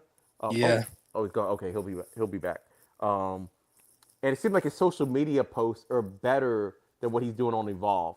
Maybe he has time to think about it and stuff Yeah. like that because he goes after Aaron Warwick, but then Aaron Warwick went back at him on social media. He said something about, oh, you fought like like 100-pound child, basically. Yeah. Something like that is what he said. He said you would fight like a real man, fight a real man like me. And Aaron Warwick said something like I'm gonna show you what a real man is, or something like that. He said, how about Like, you come Aaron over and show me what a real Warwick- man Oh is yeah, like? why don't you come with the over and show me wink? what a real man is and everything. What And I do was you say like, back to that? There's nothing you can do. Yo, he has a trap card ready for him every time he tries to come after Aaron Work. Every Yeah, single time. so that's some good stuff. Aaron Bork is like, hey, he's like, hey, I'm not the one. I'm not the one to play with. So, Yeah. Yeah. Who's the? He's like, how you gonna him try to and- spin this without losing Thea Hill? How you gonna do that? Like, You know, we'll whoever- actually be good together because we got a bunch of time. Aaron Bork and Jada Parker, they're on that same time. They're on that same energy. yeah. Oh yeah. You saw what happened earlier? Yeah. It was a lot of sad women online. I'm like, man, I was that's crazy. That was so random. so. Yeah, I see so many girls crying. It's crazy. Let's see. We're still waiting for the Invisible Man to jump back into the channel and everything. Internet issues. Let's see. There Before he he is. comes back, I guess. Okay, he's back. There we go. Oh, let's see if we can hear him. Invisible Man, you back? Yes. Okay, It kicked me the fuck out. Oh no problem. We're just gonna ask you, what did you think about this last segment? Okay. First off, I was listening. I had to check on my phone to see if the internet was still going. I did like when these thoughts said, like, you really can't come back from. You called Starboy a 100-pound child. That means it might be a Starboy versus Harlan Lewis match. That's pretty cool. Then the retaliation from Aaron Warwick, show me what a real man is. I'm like, okay, yeah, you can't like, what are you gonna say from that? Because you have a girlfriend, and the girlfriend's gonna look at you like, hey man, I think you should shut the fuck up until next week. Wait till next week and then retaliate again. But until then, shut the fuck up. And I love you, babe. I'm like, okay, I get it. But other than that, and by the way, even Riggins and Cam Hendricks called him a soft boy. So they don't even fear him. So I'm like, it's so bad, Harlan Lewis, that you're getting so crazier and your mutton chops are getting longer and longer and longer, but you'll never get a championship. If it becomes the fact that the one time he gets the championship is the time he wins it because he's had so many chances and it gets like shut down because of bullshit, that'll be awesome. That's right. It's true, EOD. Like he has like 5 more chances and it gets shut down. That could be good. And then the 6th time is the one he wins. I think. But Mr. Joe Biancio is saying about Jada. Oh, they're no, they're not. Jada ain't never been a champion. Jada has 100% of title shots and never wins titles. You have to out. Okay. Actually, I'm gonna put this up. You have to, in order for Harlan Lewis, you have to out gay a gay man, and that's tough. It's That's tough. impossible. It's not impossible. It's tough. And where the hell is Rico? We need him. I don't know who Rico is. I know you think you know this. Okay, I love it. Oh, you talking about Rico, the the- WWE the- wrestler with the yeah, paint on his WWE. face and stuff? Yeah, he was Okay. kind of like American the flamboyant Gladiators, wrestler. and I think he's a Yeah. fireman now or something like that. Or Oh, good for him. something like that in Vegas, I think. Yeah, In Vegas. Rico. Yeah, but you're Yeah, right. We do I have a think he little. lives in Vegas. We do have a little time. Let's talk about something else I did want to talk about real quick. This video I want to show you guys. This is something that's pretty funny. Here we go. I don't really understand. That's is that Tyra? Wait, hold on. Wait, did she know anything? I think she knows. Let's show our thing. Let's show her thing. S. Make sure you watch Evolve on Wednesday. Make sure you watch Evolve on Wednesday. 8 p.m. What time? 8 p.m. What time? 8 p.m. One more time. 8 p.m. on 2B.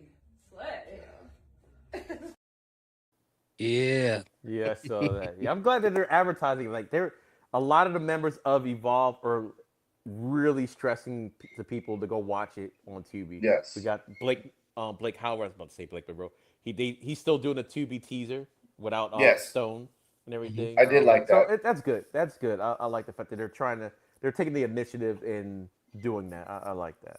But Wait, let me before ask- we go, yeah, go on. Oh, sorry. I just wanted to know what your thoughts were on this, both you guys. What do you think about this plot armor they have on Aaron Rourke, and how long do you think they can keep it on him until it starts to get? Like, I don't feel anything bad about it. I get it, but how long do you think they can keep this on him until it starts to be like, okay, we're trying to protect him a little too much? That man's about to turn. He's going to turn heel before anything else happens. Like, Okay. you could almost see it going at like he's a little bit a little cocky and everything, but he was serious in this match. Normally, when he was wrestling before he was champion, he wasn't as serious. Now he's starting to get serious, and I've seen him work heel before. So that's why I'm like, I think at some point it can happen. I think he'll turn heel on Evolve first before he gets called up or anything like that. So I think we'll see that version of Aaron Rourke. Because the Limitless, he was called Evil Gay, right? Like that was his character. He's called Evil Gay. Yeah. So, and again, this is the new era of Evolve where you're gonna let your ID, because again, he still is an indie person.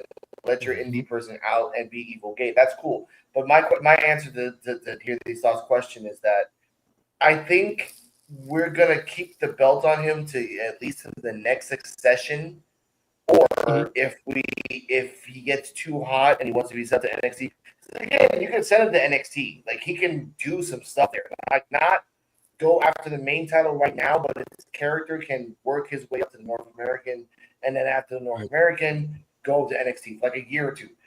If they need bodies, they don't need bodies right now, because again, Ricky and sure, great, mazel tov. Oh, hold on, I think your mic. Find your going on with your mic. My mic's going out again. Okay, you're good now. You're good. Okay, thank you. Sorry. With Ethan and Ricky, once they're gone, and you got Carver, Legacy, Prosper. You have the whole Peanuts gang in the back. You don't really need Aaron Rourke, but we've said this. The two people that are going to take the belt off it is either Cunningham or Cappuccino. It has to be one of those two. Giving it to Harlem is kind of like a gimme to him. That's fine, but then it's gonna have to be Cappuccino, or it's again one of those two has to get the belt either from Harlem or from Aaron. But as EOD said it, once he loses the belt, he'll turn Evil Gay super quick, and that will be a great change.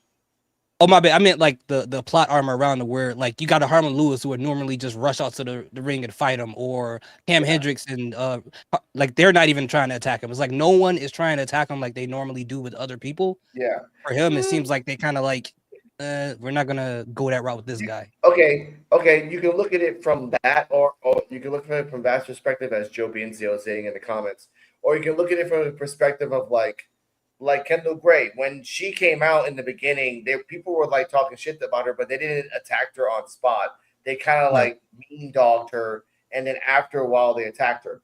Like PJ Vossa looked at her for a second and then kind of said something and walked away. And then next week I think next week, if Cam and Harley Riggins attack Aaron Rourke, it wasn't based on sexual orientation. It was based on, as Thatcher said it, jealousy or fear. That's why it's different. And Joe Biancio in the comment, that's why it's different. It's not about sexual orientation.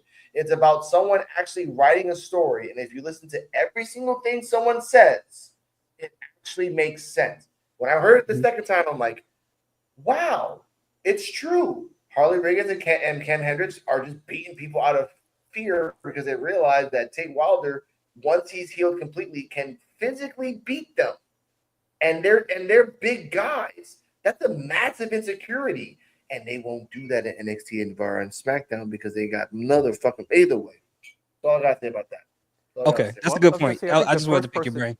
The first person that might I think attack Aaron, I think it would be Harlan Lewis. You got because Jensen's got the little feud going on with Cappuccino, so yeah, even though he kind of wants it, he's occupied.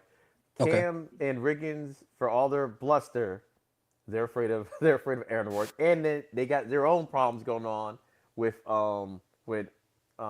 Tate Wilder and maybe Luca Crucifino.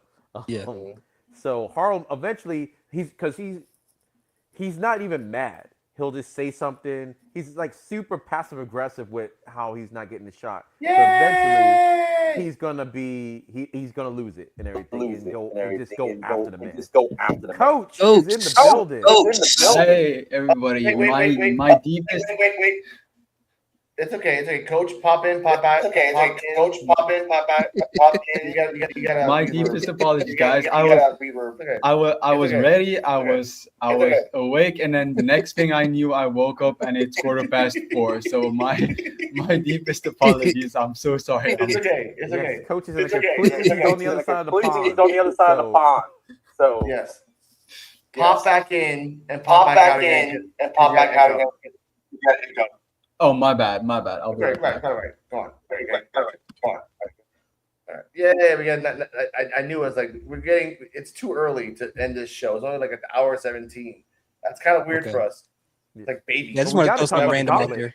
That's all it was. We gotta talk about the gauntlet for next week. Who y'all got? So yeah, we can talk about that right now. But like, no, it's a good subject you thought said, because again, you can look at it. You can look at his sexual orientation, but I look at it, and also with Cam and Harley Riggins. Other than the Saved by the Bell episode, they have not said that they want to go after the main championship at all. They've just been fucking with Tate Wilder, and then now as a tag team. So I look at it as like they look at Aaron Rourke like, oh, cool, you're the champion. You're a pretty boy. They stepped up. They were surprised by it, and now they're intrigued by it, and they'll go after Aaron Rourke. Because again, I look at this as black and gold booking. This is as basic as you want it to be. But there's little levels of like weird intricacy. It's just basic though. I like it though. Okay. Right. I'm glad you brought all that up. You're right. It's the black and gold. Like I haven't had my black and gold era brain on for a long time, so I'm got to get back to thinking about things working out that way. And Evolve has done a tremendous job of doing that. So you're absolutely right about all that. No, and I hang out with Joe Biancio, so I have to have like historical facts to be like to say, hey, this is what's happening. Because if not, Joe's like, no, you're just like, no, this is what historically happened. Okay. And then we have nice discussions. All right. I love that. Okay. All right. Is it all good now? Okay. Yes. Yay. Okay. So, ladies and gentlemen, we're going to do a nice little reverb. EOD. Start it all over again from Troll's perspective. Let's go. Yeah, let's go. Let's start. Let's run it all back. Coach, introduce yourself. How was your day, morning, night? How's everything going with you? I'm glad you're back. It was good. I was awake. I was busy doing some videos. I was just chilling on my bed. I was like, okay, I'm ready. Alex always messaged me an hour before, and then I was ready. And then I was just like, okay, I'm just gonna chill now. And then I woke up and I was like, oh shit, it's 4:15. I'm missing the podcast. And I quickly checked if you guys are done or not. If I can just pop in and at least make an appearance. Yeah. Well, you're a real trooper because all of us were on American time, and it is Yeah, super early in the morning for you. So anytime you show up, it's like, man, that's the real one right there because it's absolutely. nothing in the states. Nothing good happens at those hours of the night. So In Puerto Rico, fun things happen in that hour of the night. But let's get to the show. all right, let's see. Well, I guess since we're at the end of the show, we were about to go talk about the gauntlet. Yeah, Who do go you back. think is gonna win? Oh, and all that good stuff. I kind of already know what Coach might say, but he might have had a change of heart. Like who's gonna be the mysterious eighth person that Timmy Thatcher might call? Who you think is gonna win? Who should win? All that good stuff, and we'll let you go. Okay, so who do I want the last person to be? I whoever it is, I just want it to be a big surprise. I already said it on the other thing. I don't want it to be like a Carmen Petrovic or a Thea L or some boring stuff. I can't remember who that ID girl is whose name we said. I think she would be cool. Nikki Ben? We recently Blackheart. said. Oh, Yeah, oh, ID. yeah. Oh, Blackheart. Okay. I think she would be a great appearance, but I don't know. And as for who I want to win the gauntlet, I said Nikita Lyons because I just think it would be a great swerve and to see a totally different champion than who you would expect, like BJ Vasa or Tyra May Steele. All right. Hear his thoughts. Yeah, I agree with Coach. It's got to be Nikki Blackheart. I was kind of hoping that she would be there last night, but it makes more or tonight. I'm sorry, but it does make more sense for her to be the surprise. And I gotta agree with Coach. I'm gonna change mine up to Nikita Lyons as well because at first I was like, okay, what can they do for Laney Luck? Maybe they could just have Laney Luck pin Kylie in this gauntlet for all I care, and that could help Laney, tremendously. So they got to do Nikita Lyons. I think she's the perfect person to be the champion right now. Okay. Also, I'm going to interrupt. Who I also think could potentially be an entrance. Who's the girl that won LFG season 2? Because she never did anything real. Oh, Skylar. NXT. Skylar, yeah. Skylar something. yeah. Oh, Skylar Ray. Right. Okay. Yeah, yeah. I think that's just a dark horse. I think she might be like, if they really want to be like, hey, we have nothing for you on NXT, let's just throw both LFG winners on Evolve. They might. Yeah, she's on main event right now. She's been on main event since I've seen for her, like 2 months seen her. straight. Yeah. Making a weird I saw her record. fight Ivy now on main event. Ugh. Mhm. Ugh. Invisible Man. What do you got? First off, shout out to Dose Evil. He said, and mostly every podcast I'm hearing and review, they all want Nikita to win. Like, oh, Nikita deserves to win. She deserves it and everything else. I'm going left field. I'm going to say Tyra May Steele because Tyra May is a force of nature. And I say this respectfully because if we look at the people that are in the match, Tyra May Steele is green. We know she's green, but it doesn't matter when you throw a bear into a fight pit, green or not, bear's going to fucking fight. And the fact that Tyra against Sloan, Tyra wins. Tyra against Nikki, Tyra wins. Tyra against freaking Wendy Chu, that's a toss-up. But Tyra against Callie, the match that we have been waiting for since they teased it, that could be also. And at the same time, Tyra versus PJ Vasa is a match that we have had videos on this channel that they've been teasing every week, talking shit to each other, passing by each other. Something's going to happen with Tyra and PJ Vasa. But PJ Vasa is the last person. But for me, if it's not Tyra, I'm not going to say Nikita. I'm going to say Wendy Chu because I'm a loyalist. I love Wendy Chu. She's fucking. I love Wendy Chu as a respectful adult, a respectful wrestler, and I want her to get a belt. She deserves it. She fucking deserves it. She's been there for a year. Yeah. Come on. Yeah, for me, I also said it on the Evolve Effect. As a nice swerve, I wouldn't mind Nikita Lyons winning it, only because for everything the rest of y'all said too. Oh, you have PJ Voss and Tyra May still. That would be a good feud. But I'm like, I think it'll be a good feud to see who's gonna go after the title as it, like feuding over the number one contendership type of deal. If they want to go that route, I don't think they're gonna go that route. I think it's probably gonna be Tyra May still or PJ Vaza, but that's kind of who I want to see. And for the mysterious eighth person, I was saying Arya Bennett earlier. It probably will be Nikki Blackheart, but it'll be kind of nice to see if it was Oh yeah, I forgot Arya about Bennett Arya. because she's been gone for so long. This would be a nice way to just to debut her back onto the show. So Yeah. that's like Wow. kind of what I want. Oh, go ahead. What's going on? In this Shout to the RWC show. One of the founders of one of the 5 members. Sorry, one of the 5 people that review Evolve. Again, I have to say that all the time because it's actual truth. But this is a good point where he says that Wendy's definitely done wonders for Evolve and the girls down there. Because again, I can name you 4 matches that Wendy was involved that was awesome. Mm-hmm. 4. And that's the point of it. Wendy's been like, if you gave JC Jane the belt for doing a great job and just doing the work, why can't you give it to Wendy? Like, if we're doing the JC Jane equation, why can't Wendy have that equation as well?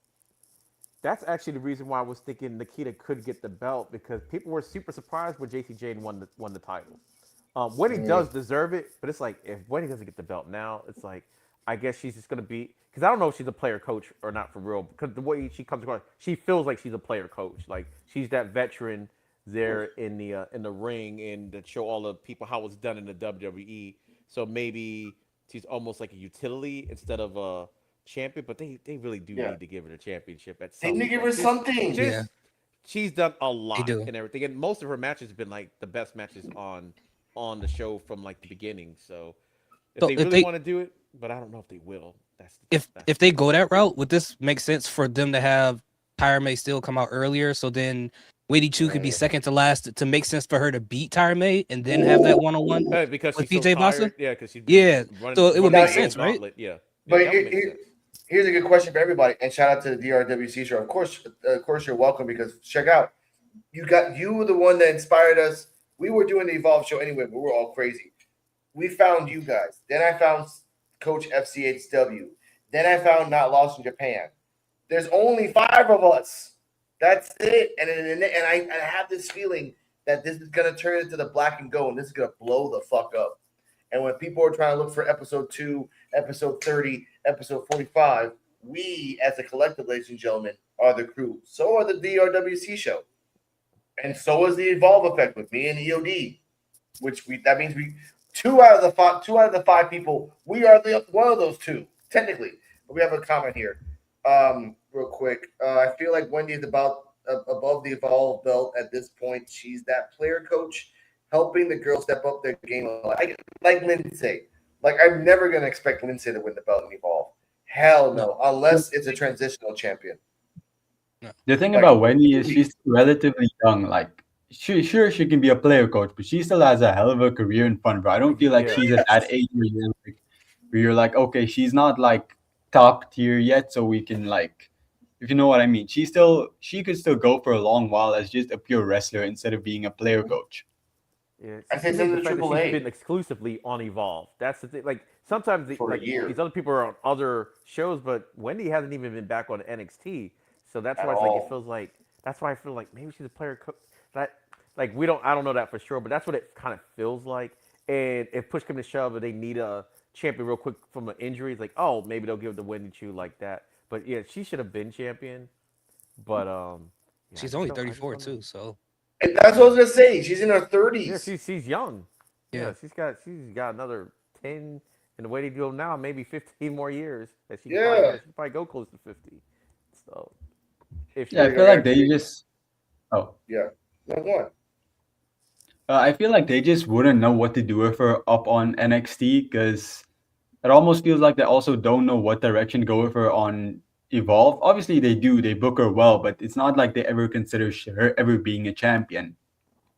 So she's not going to be a champion on Evolve. I'm struggling to see her ever like being something on NXT. Not that I think she's bad or anything. Obviously, she's extremely good. I just don't think they know, like, if they don't see her as a world champion, basically, is what I'm saying. She's their Natalia, is what she is to me. Yeah. She's super good. She's super good in the ring and can teach everybody all that stuff. 100% coach. You know, that's what it feels like. Yeah, and if she doesn't speed title, I'm gonna spit on that. Like, no, you don't. Like, she is not a speed performer at all. Like, you should give her the North American belt. But here's the problem: she's been in an Evolve so long, and you like, what happens in an emergency? You got to take her to NXT. There's no storyline for her, and then you have to explain in a week in a 1 week video package why she's not a sleepy psycho anymore. You doomed Wendy to forever being an Evolve because only people that watch Evolve would understand why she is this way right now. Because if not, oh, why? She's not. And here comes Booker T. I thought she was scared. She's not scared anymore. Giggity, giggity. Like that's what's gonna be. Yo, you messing with Booker T. No, because it pisses me off, man. Like you get pissed off when they call you the worst commentator, and then like, giggity, giggity. Exactly. No. But let's say we're going backwards. EOD. Take it away. We're gonna talk about the Aaron Rourke match. Oh my god. Oh my god. All right. Yeah, since Coach was here, well, I guess we'll go back. We're going backwards. The Aaron Rourke match with Starboy. Coach, we got to know what you had to think about that. We're going to go back to the beginning. Okay, so we're starting with just the match, just the main event. Yeah. Oh, you can talk about the main event and the after effects. Okay. We already did. For the match itself, I think it was an amazing match. I really enjoyed it. I loved like the energy both guys gave because to me they both felt like they're baby faces, but they're kind of like cocky baby faces. Like they're very into themselves. I don't know. Starboy just gives that kind of, but it's a good thing. It's like a baby face ego type of thing. If that makes any sense what I'm trying to say there. Of course. But yeah, I love the match. I love the energy. It was pretty good. Yeah, Aaron Rourke is like surprisingly good. Every time I see him in the ring, I have an idea of what type of wrestler he is, but then he just completely changes that. He's not like, he doesn't feel like a powerhouse, but like he is some powerhouse moves on there. Sorry, I'm just rambling at this point. Great match. Gonna give it an A. I was fairly entertained. Starboy, yeah, man, I think he's gonna be champion in a few months at least. Like, if anybody was gonna be champion, it was gonna be him. Or like, wait, God, I'm clearly just woke up. My bad. Great match. I'm gonna just leave it at that. All right. What about the Cam Hendricks Riggins backstage segment with Rourke and Rourke? Before the match. No, after the match. After the match, they were in the back watching TV. And Harlem Lewis should get the championship. Yeah, I love that Harlem Lewis still hasn't gotten that championship. It's like, along with Hendricks and them attacking Tate Wilder every single week, Harlem Lewis not getting a championship match is just, I don't know what it does to me. It makes me so happy. Not anything against him. It's just seeing the misery in some people. It's just fun sometimes. Like, it's a wrestling thing. Sometimes seeing people not get anything is good. So I'm enjoying Harlem Lewis constantly begging, constantly getting cucked by Aaron Rourke. Just, it's fun. I love it. All right. Let's see. I'm gonna skip that. We're going straight to it's Gal. It's Gal in the ring. The Mike Cunningham segment and the training situation and the match setup. So it's Gal, Mike Cunningham. You feeling it? You not feeling it? I'm loving it. I said on the other stuff, like, I'm enjoying what they're doing with Mike Cunningham. You guys are always so mean to Mike Cunningham. Gonna point directly at Alex again, who keeps saying that Mike Cunningham should turn heel. He's a nice guy. Look, he's doing the work, putting in the effort. He's doing what his teacher is telling him to do. He's just a good person. You guys are just mean. You guys are literally bullies. Like, we said this shit before you came on the show. We literally said this. Oh my God. Oh I'm gonna defend Mike Cunningham because you guys are so against him. I'm not gonna stand for that. I love this for you, Coach, because if he does turn heel, it's gonna be so shocking to you. He won't turn heel. We know he won't turn heel. Oh my God. It's like at this point, he's mini Cody Rhodes, isn't he? So he's never gonna turn heel. You're never gonna get that. He is kind of mini Cody Rhodes. That is true though. He's from the It is school. mini Cody He's Rhodes. from the school Yeah. of Cody. The He Nightmare is. Factory. But Coach, I love that. I love the idea of him and Lindsay Dorado teaming up. It seems like a fun. I feel like I like the dynamic between them. Lindsay Dorado being this teacher to him. I feel like it could work. Plus, I'm just happy seeing a luchador on Evolve. It brings a completely different dynamic to the show. Please, WWE, please ID, sign some lucha talent to Evolve. Just give a few of them an ID contract. We need that diversity on the show. All right. Yeah, we're doing a super backwards thing since we already said everything. We're going to get Coach in here. The Fatal 4-Way women's match for the qualifying for the gauntlet. Really liked it. Don't ask me any of the names. I completely forgot all of them. I know how they look. I know the visuals. Yeah, I don't. I said this on the show too. I think I hate the name changes. Obviously, we're gonna get used to it, but like I think they all had such cool names originally that stood out. Now, like Sloan Jacobs, that's like the lady that packed my bags at the grocery shop. Like Sloan Oh my Jacobs, God. really. It's the truth. Like Coach had got some good sleep, man. I know. Crazy Like, Coach is Ruta- out. I love it. Oh my God. and I don't mean this disrespectfully. Like, who would you rather see? Like, if you're gonna buy a ticket, like the Notorious Mimi or Sloan Jacobs? Like, Yeah. Yeah, the tourist Mimi. Notorious please, Mimi. definitely. Oh, but yeah, Yeah. I'm fine with her winning. Obviously, I feel like Alex said this and thinking about it, I think he's right. She's probably just in there to be squashed. Or not squashed. She's just going to be like cannon fodder for whoever needs to look impressive in the match. Still think what Arya Rune should have won, or I'm not sure. The anime girl, I think she should have won because like she stood out the most to me. But hey, I'm fine with it. I think all of them are going to do great in the future. Just like, yeah, I think it was a good introduction for everybody, except the girl that did nothing. The girl that just from Las Vegas, she just didn't do anything. She thanked everybody but herself. Haven. So like, Veronica Haven. Veronica Now- something, yeah. Yeah, but Coach, here's a question for you because like apparently it does get a lot of flack from the first sentence of Anya Rune's promo where she said, "I'm your favorite anime girl that comes out of a manga panel." Apparently, a lot of people got mad at that. I said this too on the Evolve Effect. I got mad, and by the way, EOD and not EOD, Coach, we have the button. I got mad when she said this.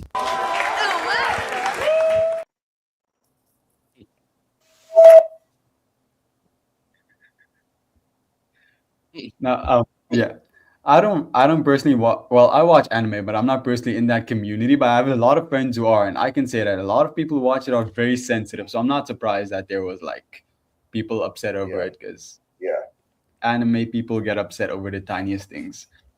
You know what's Okay, crazy? thank you That for that. Veronica shouted out all those schools and stuff, and then went into that match and did absolutely nothing.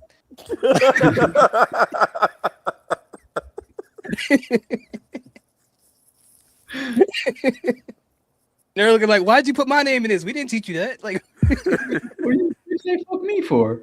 Oh, oh man. Oh, I love this show. Let's skip it all the way to the very first match. Make it to the beginning. Tristan Angels versus Romeo Moreno. I always want to say Morano. Yes. The first match of the evening. Coach. Yeah. I said that too. I'm sorry. I'm just recapping everything I said on the previous one. I prefer this match over last week's match with the ID people because I feel like these two people, they're still kind of generic so far, but I feel like they had a lot more instant personality than last week's people. Obviously, excluding Starboy because he's something different. Tristan Angels, I love his heel work. I think Alex said he's actually Mr. England or Mr. UK or something. He won something like that, actually, right? He actually is that he won a beauty contest and he actually won Mr. England. Yeah, I think I that's don't know like how, but really he won. cool. It's like it's a background feature. It's not something major, but it's like I don't know. I just like that feature being like, hey, this guy was actually Mr. England. That's like a pretty cool thing to kind of have like acknowledge. It's not like Tyron Steele being Olympian, but it's still really cool. And Romeo Moreno, I said I really like him as a babyface. I don't know what it was. He just gave plucky underdog, but he gave that underdog where it's like, I really want to cheer for him. It doesn't feel like manufactured. It just feels like genuine. Like, hey, this guy, I really like him, right? Romeo Moreno. I always said that wrong. But yeah, I really enjoyed this match. Yeah, glorified squash match, although it was like a 10-minute squash match, but he barely got anything in, but it was fine. I guess you wanted to show off Tristan Angels. Yeah. Yeah, I'll give that match a B. I'll give both matches tonight a B and then the main event an A because, like, if only I knew the people more, the matches would probably be higher. But since it's my first time seeing a lot of them, I think I can give it something too high. Mhm. All right, and basically we just about recapped everything, all the major stuff, except for little segments for time purposes. But now it's time for the overall grading of the show. In case we want to talk about something else after that, we're gonna start off with the Invisible Man. What was your overall rating of the show? I give this show a B, and in coaches math, I give that an 8 out of 10 because I gotta put that out there. It was a really good show. The promos were just it's like going to the Apollo and the first two comics are going to be shit before you get Martin Lawrence. Sandman. All right, that's fine. Veronica Haven not doing anything, and then Santi Rivera doing that the last week. But I do like this. I like that whoever's booking this, which I think is Gabe Sapolsky, is booking us in a way like, Santi Rivera didn't really win the three-way, but guess what? He's in a team with its skull. Yeah, Veronica Haven probably didn't win, but then probably next week we'll see her do something important. They recycle a lot of things and they give it to something else and they do it for something else. I love that. But in the fact that It's Gall came out, no Chuy Martinez, Brooks Jensen got his ass kicked, and Aaron Rourke bitched out and made bitches out of Cam and Harley Riggins. B. Best show ever. It would have been an A if it wasn't for the Veronica Haven. Shout out to Philly. Shout out to Chicago. Shout out to New York. Shout out to Las Vegas. Shout out to Arizona. I'm like, all right, shut the fuck up and tell me who the fuck you are. He said, "Wrap it up, P. Wrap it up." Wrap it up. But I do like this though because we have a new button. We have a new. I'll take that. I'll take that for 1,000. And shout out to On Your Room. I like your character. I like what you're doing. Keep it up. It's unique. You got It's Gall was a living Ken doll. You can do whatever the fuck you want to evolve. That's what I gotta say. All right, Coach, your overall grading of the show. I'm gonna give it around a B plus, and on my scale also an 8 because I think judging it for what it was, seeing all the new people, if we're basing it in that perspective, I think it was a pretty good show. I think there was a lot of people who stood out that you can really cheer for, and then the main event and all the segments in between was fairly entertaining, continued a lot of stories. So I'm pretty happy with what I got for a show that's effectively just 45 minutes. They really jam a lot into it to make it entertaining. So I was very entertained by tonight's show, like B plus 8. All right, hear these thoughts. Yeah, I'm gonna give it about a B plus too. I thought it was a really good show. As I talked about earlier, when it comes to Timothy Thatcher, this is like one of the rare times when I'm seeing like some manager role of a person where I'm just like, I'm excited to see what they're gonna come up with on the screen. Aaron Rourke put on a really amazing match with Starboy. Not too fond of that four-way match with the women, but the one with what's the guy's name? Angels. What's his first name now? Christian Angels. Tristan. Yeah, he looked really, really good in that match. I can't wait to see what they do with him in the future. And Cam Hendricks is here. Every time Cam's here, it adds an extra, point and a half to me. So I thought the match overall, out of the whole show, I'll give it a B plus. I thought it was a lot of fun to watch. Yeah, I'm also going to give it a B plus because I did like it. I actually like this episode more than last week's episode for some reason. Yeah. I do think they packed a lot more into this episode because there was like a lot of segments, but there was also a lot of wrestling. The fatal four-way match, like you said, it was okay, but I forgive that because it was our first time seeing these ladies on Evolve. So it's kind of sometimes like that with these types of matches. Tristan Angels, he showed out. Starboy and Aaron Rourke, that match was phenomenal, and the segments in between was good. And the Disney bullies, as like y'all like to call them, Cam and Riggins. Now you're good when you can show up on the show, kind of like It's Gall. Not wrestle, but you look forward to them every week just to see what antics they're going to get up to. Yep. So for me, B plus.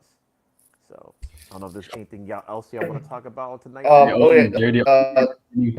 Tate Wilder. Yeah, speaking of Tate Wilder, Cardi M from the Noir, that's the Noir project. It's Cardi M. So she said best show ever. But since she was here, and yeah, that's her YouTube. Okay. Cardi M, I gotta press this button because Tate Wilder and Luca Crucifino was doing the Yamcha pros. Here you go. Not the Yamcha pose. We're doing it. They both were doing the same fucking pose. It was pretty cool. Like, good for them. But I'm like, and by the Like, what way, kinda- next week, yeah. I was wondering, like, what kind of punch do you got to get this to land like Tate Wilder was? Like, he was upside down. Like, I don't know. Yeah, yeah. And then Honey Reagan's like, this is my type of rave, there, buddy. I'm like, I don't know what rave you do with violence and thrusting, whatever, bro. But I will say this: like, next Yeah. week we'll have a tag match. Next week, Dorian and Van Dust will fight whoever the hell that is, and then we have the gauntlet, which is going to be like 30 minutes. It should Yeah. be, Yeah, it's probably gonna be long. hopefully. So And the way they've been pushing Darian has been insane though. Like Dorian Van Dux, he's been like on everything recently. They must see something in him because even now on Evolve, like he's being featured like 3 weeks in a row. Even if the night was just the next week's segment, he's still like they're still putting a focus on this guy. He's on the show. You should watch him. So it's like they must be really on him because he's on NXT next week too. So he's gonna be. Yeah. who does he fight though? I'm really curious. He's not going to fight. He's not going to fight Santi. It's probably gonna be Trill London. Evolve. He's going to fight Evolve next week. Yeah, he's gonna fight Evolve next week too. Yeah, Evolve, and then he's got a speed match on NXT the night before. So this is really I like that. But they realize this because, like, hey, Dorian Van Dux is a good prospect, good wrestler, second generation. You can put him into. I didn't even want to say this, but you can put him for Friday if you needed to. Like, hey, Stacks, bye. I'm taking your girl because look at me. I'm Belgium. I know French. I know 3 languages. I'm a second generation wrestler. Like, that would be funny too if they sent him to TNA and then Santino was trying to hook up Dorian with Ariana the whole time. Like, no, I think you like this guy. Like, I like him. They did scrap earlier tonight on TNA Santino and Stacks. Nice. Because he's not the future of NXT.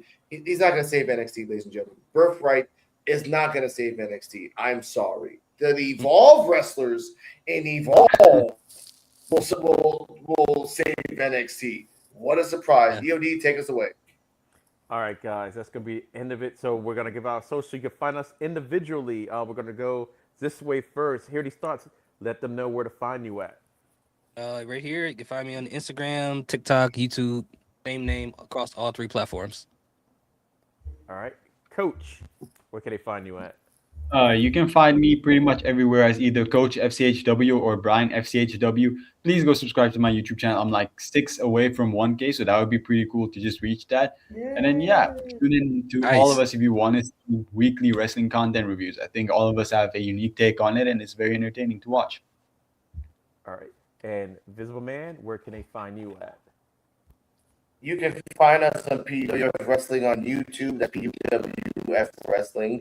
You can find me on Rican Reactions. I'm on the road to 5,000. I just need hours. I don't really need numbers. I need hours. So if you want to watch my content for 700 hours straight, thank you for that. I appreciate you. I'll give you guys a star. Other than that, shout out to Terrell. Hear these thoughts. Shout out to Mr.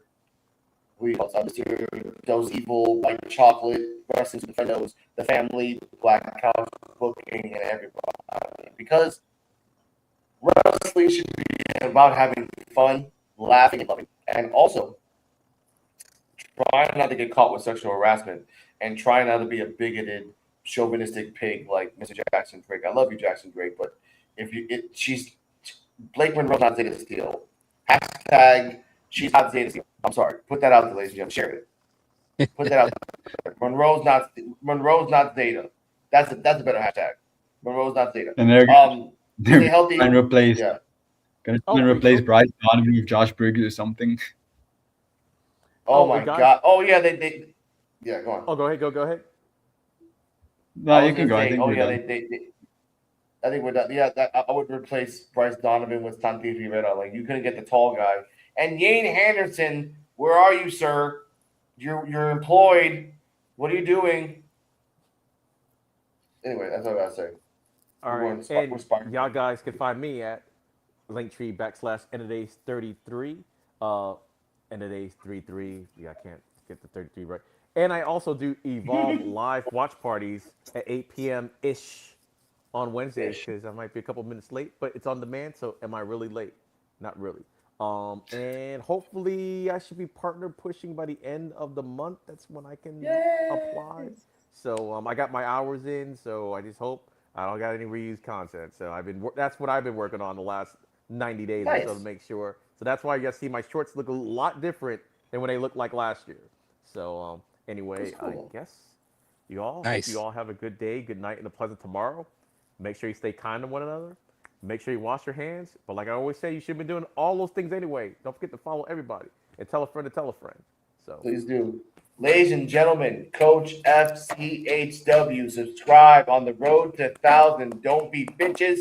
Be kind. Chewy, even though I didn't see ya, sniper shot from the distance.